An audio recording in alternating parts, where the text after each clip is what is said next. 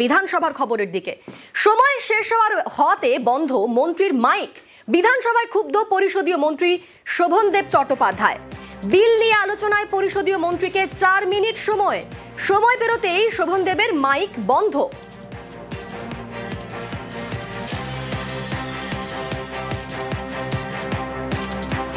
এই মুহূর্তে আমাদের সঙ্গে সরাসরি রয়েছেন প্রতিনিধি আবিরের সঙ্গে কথা বলবো। আবির, বিরোধীরা বারবার অভিযোগ করে কথা বলার জন্য তাদের সময় দেওয়া হয় না, মাইক বন্ধ করে দেওয়া হয়। এক্ষেত্রে তো তিনি তো পরিষদীয় মন্ত্রী, তার মাইক বন্ধ করে দেওয়া হলো সময় পেরোনোর জন্য। এই ঘটনা কতটা নজিরবিহীন?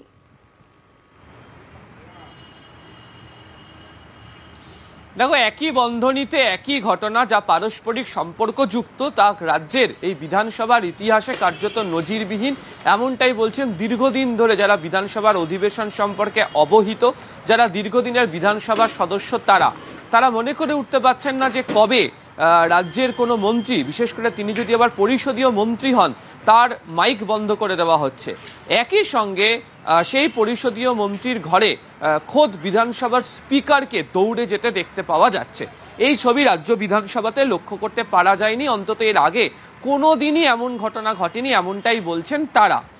ঘটনার সূত্রপাত কোথায়? ঘটনার সূত্রপাত আজকে যখন আলোচনা চলছিল বাজেটের অ্যাপ্রিসিয়েশন বিল নিয়ে, সেই সময় বিজেপি বিধায়ক তিনি অনুপস্থিত ছিলেন, তার নাম ডাকা হয়, যখন বলার জন্য তিনি ছিলেন না। অন্য বিজেপি বিধায়ক বলা শুরু করলেন, তারপরে আবার সেই বিজেপি বিধায়ক ফিরে আসলেন, তাকে বলার সুযোগ করে দেওয়া হলো। একই সঙ্গে হচ্ছে রাজ্যের শাসক দলের তরফ থেকে বলা হলো যে তাদের মধ্যে থেকে ওই বক্তা হিসেবে পরিষদীয় মন্ত্রী শোভনদেব চট্টোপাধ্যায় থাকবেন। তো পরিষদীয় মন্ত্রী শোভনদেব চট্টোপাধ্যায়কে স্বল্প সময় দেওয়া হবে বলার পর তিনি বক্তব্য শুরু করলেন। বলা হয়েছিল 5 মিনিট মতো তিনি সময় পাবেন, যদিও শোভনদেব চট্টোপাধ্যায়ের বক্তব্য যে তাকে 2 থেকে 2.5 মিনিট বলার পরই তার মাইক বন্ধ হয়ে যায়, এবং তিনি গোটা বিষয়টা নিয়ে একেবারে হতচকিত, হতবাক হয়ে পড়েন, এবং তিনি সঙ্গে সঙ্গে তিনি স্পিকারের দিকে কার্যত চেয়ে তাকান এবং বোঝানোর চেষ্টা করেন যে কেন এরকম ঘটনা ঘটলো। সঙ্গে সঙ্গে স্পিকার তাকে বলেন যে অল্প সময় দেওয়া হবে বলেছে, তাই অধিবেশন চালাতে হবে, তাই মাইক বন্ধ করা হয়েছে। তো সঙ্গে সঙ্গে বিধানসভার পরিষদীয় মন্ত্রীর পাশে ছিলেন হচ্ছে রাজ্যের অপর মন্ত্রী অরূপ বিশ্বাস, তিনি উঠে দাঁড়ান এবং স্পিকারের দৃষ্টি আকর্ষণ করে বলার চেষ্টা করেন যে পরিষদীয় মন্ত্রী তিনি বলছেন, তাকে বলার সুযোগ করে দেওয়া হলে ভালো। ঠিক সেই সময়ই বিধানসভার অধ্যক্ষ বলেন যে you can not pressure on me, এবং তারপরেও যখন আরও কয়েকজন মন্ত্রিসভার সতীর্থ যারা শোভনদেব চট্টোপাধ্যায়, বিশেষ করে চন্দ্রিমা ভট্টাচার্য, ফিরহাদ হাকিম, তারাও দৃষ্টি আকর্ষণ করেন স্পিকারের, তখন স্পিকার তাকে বলেন যে ঠিক আছে আমি সময় দিচ্ছি, যদিও শোভনদেব চট্টোপাধ্যায় তিনি বসে পড়েন এবং তিনি বলেন যে তিনি আর কিছু বলবেন না। অরূপ বিশ্বাস, চন্দ্রিমা ভট্টাচার্য তারাও প্রত্যেকে বসে পড়েন, এবং সেই সময় শোভনদেব চট্টোপাধ্যায় জানিয়েছেন, তিনি বলেওছেন পরবর্তী সময় সংবাদ মাধ্যমের সামনে, যে তিনি কার্যত কিছুটা অপমানিত বোধ করেছেন। তিনি দীর্ঘদিনের এখানকার বিধায়ক, তিনি এই মুহূর্তে বর্ষিয়ান অন্যতম বিধায়ক, এবং তিনি পরিষদীয় মন্ত্রী, তার সাথে কিভাবে এই ধরনের আচরণ করা হয়। এবং পরবর্তী সময় যখন চন্দ্রিমা ভট্টাচার্য তিনি যখন বিধানসভার অধিবেশন কক্ষের অভ্যন্তরে বক্তব্য রাখেন, তখনও তিনি প্রসঙ্গের অবতারণা করে, যদিও উদ্দেশ্য করে, তিনি স্পিকারকে বলেন যে আপনি সিদ্ধান্ত নেওয়ার ক্ষেত্রে প্রধান কারিগর, আপনার সিদ্ধান্ত সকলকেই মেনে নিতে হবে, কিন্তু বিরোধীদের যেমন সুযোগ দেওয়া হয়, এক্ষেত্রে পরিষদীয় মন্ত্রী যখন বলছিলেন সেই সুযোগ পাওয়া গেলে ভালো হতো। তারপরই দেখতে পাওয়া যায় যে অধিবেশন সেই সময়ের জন্য মুলতুবি হয়, মন্ত্রীরা নিজের ঘরে চলে যান। কার্য বিবরণী কমিটির বৈঠক ছিল, বিয়ে কমিটির বৈঠকে শোভনদেব চট্টোপাধ্যায় যাননি। তখনই দেখতে পাওয়া গেল যে স্পিকার তিনি ঘর থেকে ছুটে আসেন এবং শোভনদেব চট্টোপাধ্যায়ের সঙ্গে তিনি ঘরের মধ্যে কথা বলেন, দিয়ে তিনি নিজের ঘরে ফিরে যান। তার অনেকটা সময় পর শোভনদেব চট্টোপাধ্যায় যান এবং বিয়ে কমিটির বৈঠকে যোগ দেন। ফলে গোটা ঘটনাটি বিধানসভার ইতিহাসে কার্যত নজিরবিহীন, এমনটাই বলছেন দীর্ঘদিনের বিধায়করা, যারা দীর্ঘদিনের বিধানসভার পরিচালনা সম্পর্কে সংযুক্ত, তারাও একই কথা বলছেন যে এমন ছবি দেখতে পাওয়া যায়নি যে পরিষদীয় মন্ত্রী মাইক বন্ধ এবং স্পিকার ছুটে যাচ্ছেন বিধানসভার অভ্যন্তরে কোনো মন্ত্রীর ঘরে। বেশ, আর এই পুরো ঘটনার পর শোভনদেব তিনি কি বললেন শোনাবো। বলতেও দিলেন, বলতে দেওয়ার পরে 2-3 মিনিটে, 4 মিনিটও হয়নি, হট করে গ্রিন হাউসে জ্বালিয়ে দিলেন। উনি একটু তো ধৈর্য নিয়ে কাজ করতে পারতেন, এবং এই কথাবার্তাগুলো বলছিলেন, সেই কথাবার্তাগুলো কোনোটাই আমাদের খুব ভালো লাগেনি। আমার ক্ষোভই হয়েছিল, সত্যি সত্যি ক্ষোভ হয়েছিল যে এইভাবে কথা বলবেন কেন উনি। উনি যেন স্পিকার, আমিও তো পরিষদীয় মন্ত্রী, সেইটুকু আমাকে সম্মান দেবেন। আজ অধিবেশন শুরুর দিকে আজকে উত্তপ্ত হয় বিধানসভায় স্বাধিকার ভঙ্গের নোটিশ তৃণমূলের। অগ্নিমিত্রার মন্তব্যে স্বাধিকার ভঙ্গের নোটিশ, এবং তারপর দেখা যায় সেই নোটিশের প্রতিবাদে ওয়াকআউট করে বিজেপি।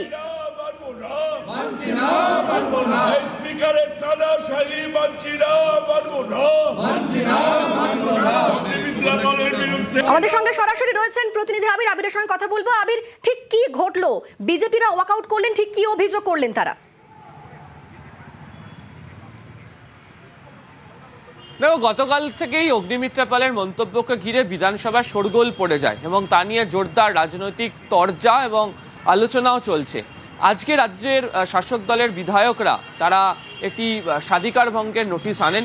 সেই নোটিশ পাঠ করার অনুমতিও দেওয়া হয় এবং যখন নোটিশ পাঠ করার অনুমতি দেওয়া হচ্ছে তখন বিজেপি বিধায়কদের বক্তব্য, গতকাল তো এই প্রসঙ্গটি থেমে গিয়েছে, স্পিকার সতর্ক করে দিয়েছেন, তাহলে আজকে কেন?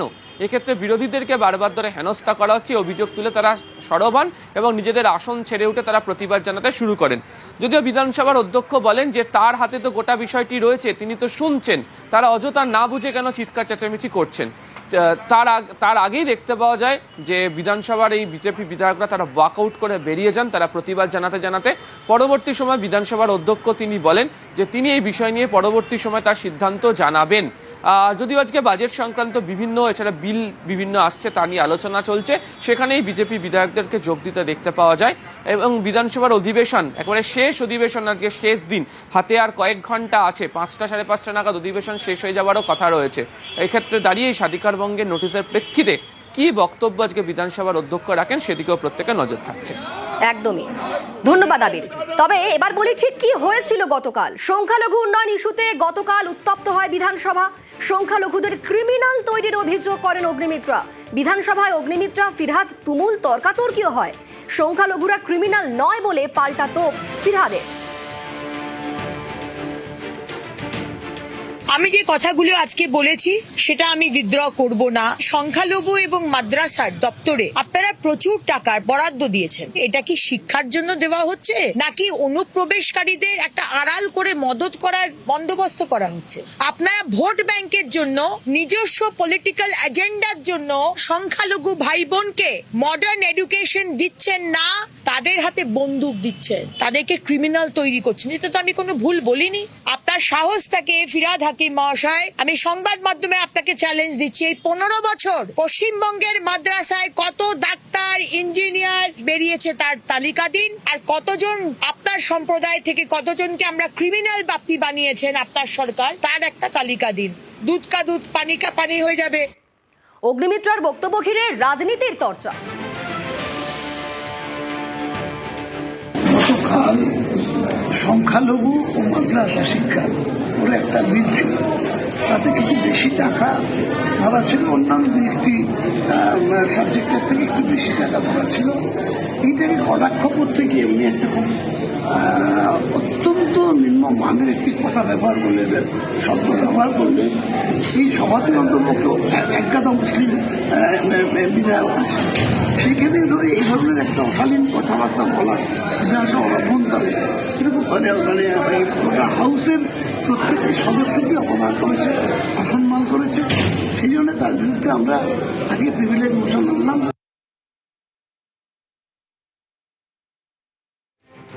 শোভনদেব চট্টোপাধ্যায়দের কাজ নেই, তাই করছে, মুসলিম তোষণ করার চেষ্টা করছে। উনি কি খারাপ বলেছে? মাদ্রাসাতে থেকে যে উগ্রপন্থী বেরিয়েছে তার কতগুলো প্রমাণ লাগবে আমরা দিয়ে দেবো। পাকিস্তানে বেরিয়েছে, বাংলাদেশে বেরিয়েছে, ভারতবর্ষে 2-4টে বেরিয়েছে, তো নতুন কি? তো ইউনিভার্সালি প্রুফ।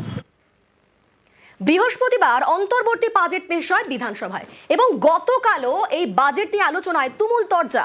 ওয়াকআউট করেন বিজেপির বিধায়করা।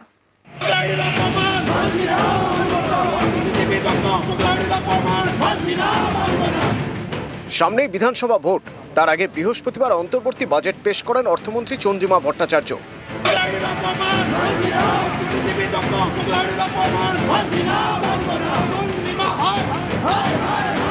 পরদিন শুক্রবার বাজেট নিয়ে আলোচনা, সেখানে তৃণমূল এবং বিজেপি বিধায়কদের মধ্যে কথার যুদ্ধ। অধিবেশন থেকে ওয়াকআউট করেন বিজেপি বিধায়করা।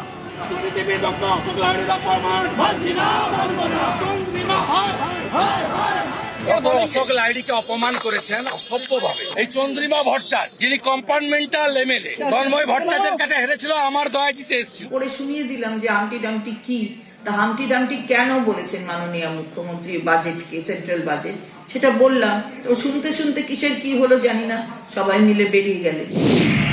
এদিন অধিবেশনে বিজেপি বিধায়ক শঙ্কর ঘোষ বলেন, 60 বছর বয়স হলেই লক্ষ্মীর ভাণ্ডারের উপভোক্তার নাম বার্ধক্য ভাতার তালিকায় চলে যায়। লক্ষ্মীর ভাণ্ডারে 500 টাকা বাড়ানো হলো, কিন্তু বার্ধক্য ভাতা বাড়ানো হলো না। এই বিষয়টা ভেবে দেখার জন্য অর্থমন্ত্রীকে অনুরোধ করব।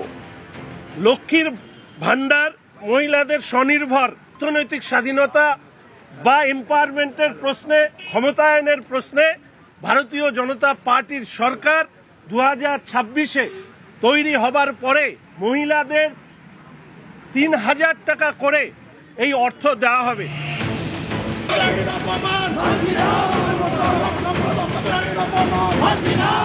বিজেপি বিধায়ক অশোক লাহিড়ী বলেন, কেন্দ্রীয় বাজেটকে হামটি ডামটি বাজেট বলেছেন মুখ্যমন্ত্রী।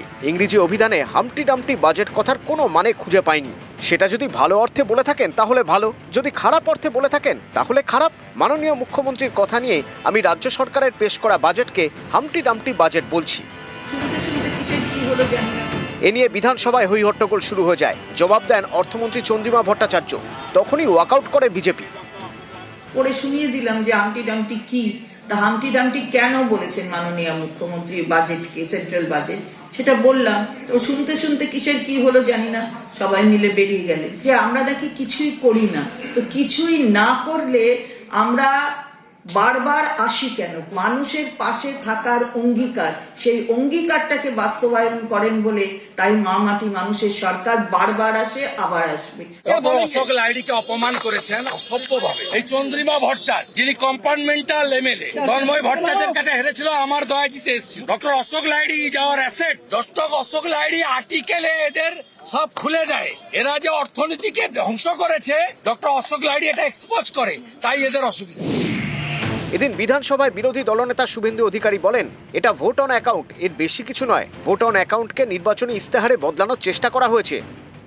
এটাকে জেনারেল বাজেট ধরা যাবে না, এটা ভোট অন অ্যাকাউন্ট, এবং এই ভোট অন অ্যাকাউন্টটা 4 মাসের। এমন সময় ইমপ্লিমেন্টেশনের পার্টটা বলা থাকে যেই সময় আদর্শ আচরণ বিধি থাকে। অ্যামাউন্ট অফ বেনিফিট বৃদ্ধি করা যায় না, দিস ইজ দ্য ল। বাজেটে এমন কিছু বিষয় বলা হয়েছে যেটা আগামী বিজেপি সরকারই বিবেচনা করবে। এই সরকারের বিবেচনা বা কার্যকর করার কোনো সুযোগ নেই। যেভাবে মাননীয় মুখ্যমন্ত্রী বাজেট তার প্রদর্শিত পথে বাজেট আমরা পেশ করেছি, সে অভূতপূর্ব বাজেট হচ্ছে জনমুখী বাজেট, মানুষের জন্য বাজেট। যারা একে অনুদান আর ভিক্ষা বলেছে তারাও আজকে দাঁড়িয়ে ওখানে বলছে যে 3000 দেব, 3000 দেব। তো ওরা আসলে তো তবে তো 3000 হবে। নিউজ 18 বাংলা। ফের দলের বিরুদ্ধে সরব বিজেপি বিধায়ক, দলের বিরুদ্ধে সরব বিজেপি এমএলএ বিষ্ণুপ্রসাদ শর্মা। আর বিজেপি বিধায়ক হতে চান না বিষ্ণুপ্রসাদ। বিজেপি জুমলা রাজনীতি করছে বলে অভিযোগ, বিজেপি মিথ্যে প্রতিশ্রুতি দিচ্ছে বলে অভিযোগ। কার্শিয়াংয়ের বিধায়ককে পাল্টা তোপ শ্রমিকের। আমি বিজেপির হয় আর এখানে বিধায়ক হওয়ায় আসবো না। আমি হয়তো 18 লোকসভাতে নাও থাকতে পারি। আমি তো অ্যাপ্লিকেশন করে বিজেপিতে ঢুকিনি, আমাকে ঢুকাইছে আপনি আসুন বলে। ওনারা ঢুকাইছেন ওনাদের মনের হিসাবে, আমি কাজ করবো আমার মনের হিসাবে। বিজেপি জুমলা রাজনীতি করতেছে, জনগণকে মিথ্যা প্রতিশ্রুতি দিচ্ছে। 21-এর ইলেকশনের সময় যে ম্যানিফেস্টোটা বেরিয়েছে, আমাকে কানে গিয়ে বলতেছে টিপিএস এই যে লিখলাম একটু বাঙালি ক্ষুব্ধ হবে বলে, কিন্তু ডিপিএস মানে আলাদা রাজ্য নয় আপনাদের। 26-এর নির্বাচনে দাঁড়াবো না। তৃণমূল করবেন? এটা আমি কোন পার্টির নাম নিচ্ছি না আপনার কাছে, ভবিষ্যতে যা হবে এটা দেখে নিন। ওনার অবস্থান কি আগেও জানা ছিল, এখনো জানা আছে, ভবিষ্যতেও আপনাদের থাকবে। আপনারা জানেন এসব প্রশ্নের উত্তর দেওয়ার জন্য আজকের প্রেস কনফারেন্স। হোয়াটসঅ্যাপে ক্রমাগত শাখা পলা সিঁদুরের ছবি। এভাবেই এক যুবক এক তরুণীকে বিয়ের প্রস্তাব দিচ্ছেন। আধার কার্ড করিয়ে দেবেন, আধার কার্ড করিয়ে দেওয়ার নামে বিয়ের প্রস্তাব দিচ্ছেন যুবক। আর তরুণী সেই প্রস্তাবে রাজি না হলে ক্রমাগত ধর্ষণের হুমকি দিচ্ছে যুবক, এমনটাই অভিযোগ। নভেম্বর মাসে রিজেন্ট পার্ক থানাতে অভিযোগও দায়ের হয়, কিন্তু তারপর আমাদের সঙ্গে অমিত রয়েছেন প্রতিনিধি। অমিত, ঠিক কি অভিযোগ করা হয়েছিল এবং নভেম্বর মাসে অভিযোগ করার পর এখনো পর্যন্ত কোনো ব্যবস্থা কি নেওয়া হয়েছে? দেখো, রিজেন্ট পার্ক থানা এলাকার তরুণী তার মায়ের আধার কার্ড করাবেন বলে একজনের সঙ্গে তার পরিচয় হয়। সাদেক ইসলাম তার নাম, এবং তার কাছে যান, তার মায়ের আধার কার্ড করাতে যাবেন, কিন্তু তারপর থেকে তার বিরুদ্ধে অভিযোগ যে তিনি রেপ থ্রেট দিচ্ছেন বা ধর্ষণ করবেন বলে থ্রেট দিচ্ছেন না হুমকি দিচ্ছেন। সেই সাদেক এর বিরুদ্ধে অভিযোগ যে সাদেক তাকে বিয়ের প্রস্তাব দেন ওই তরুণী প্রত্যাখ্যান করার পর থেকেই গত বছরের অগাস্ট মাসের পর থেকে কিন্তু ক্রমাগত হুমকি দিয়ে যাচ্ছে, অশালীন মন্তব্য করছেন। বাড়ির সামনে সাদেকের পরিচিত যুবকরা বারবার ঘোরাফেরা করছে। এমনকি এসআইয়ের কাজ চলার সময় হঠাৎ করে বিএলওর সঙ্গে জানা 3-4 ছেলে বা যুবক তাদের বাড়িতে ঢুকে পড়েছিল, তরুণীর ছবি তোলা হয়েছিল, এমনটাই অভিযোগ। এবং নভেম্বর মাসে তিনি রিজেন্ট পার্ক থানাতে তিনি অভিযোগ করে এই অভিযুক্তকে গ্রেপ্তার করা হয়নি, পুলিশের তরফে কোনো ব্যবস্থা নেয় এমনটা কিন্তু তরুণীর তরফে, এবং তরুণী এবং তরুণীর মা আতঙ্কে রয়েছে এমনটা কিন্তু তাদের অভিযোগ। আর স্বাভাবিকভাবে তাতে আতঙ্কে রয়েছেন তরুণী এবং তার মা। উনি তো আধার কার্ড তো করে দেয়ই না, উনি তার বদলে বিভিন্ন রকমের কুপ্রস্তাব, নোংরা প্রস্তাব, মানে নোংরা কথা বলা ফোনের মধ্যে উনি সেগুলো বলেন, এবং সেখান থেকে আমি ভীষণ ভয় এবং আতঙ্কে আছি। এমনকি উনি শাঁখা সিঁদুর নিয়ে আমার বাড়ির সামনে এসে উনি বলে যে উনি আসুন, উনি আমাকে মানে বিয়ে করবে আর কি। তারপর থেকে উনি আমাকে লাগাতার হুমকি দিচ্ছে, এবং আমি রিজেন্ট পার্ক থানায় কমপ্লেন করি। কমপ্লেন করতে যখন যাই তখন থানার অফিসার বলে কমপ্লেন করবেন না। তারপর আমাদের লয়ার কি কমপ্লেনটা বলার পর কমপ্লেনটা নেন। তারপর থেকে কি থ্রেট আসছে আপনার কাছে? হ্যাঁ, বাড়ির সামনে দলবলের লোকেরা ওনাদের ঘুরে বেড়ায়, এবং আমরা বাজার দোকান করতে যাই, আমি যখন কাজে যাই তখন ওনারা মানে বিভিন্ন রকম কুটস্থ নোংরা কথা বলে।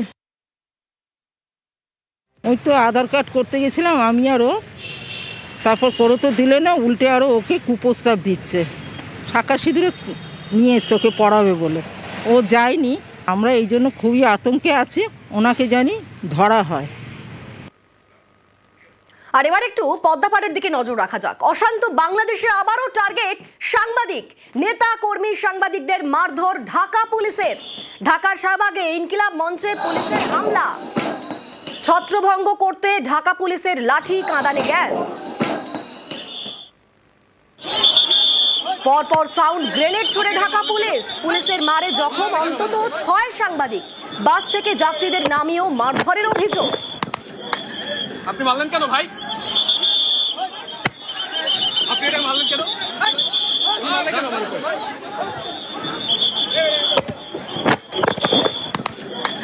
আপনি মারলেন কেন ভাই? আপনি এটা মারলেন কেন?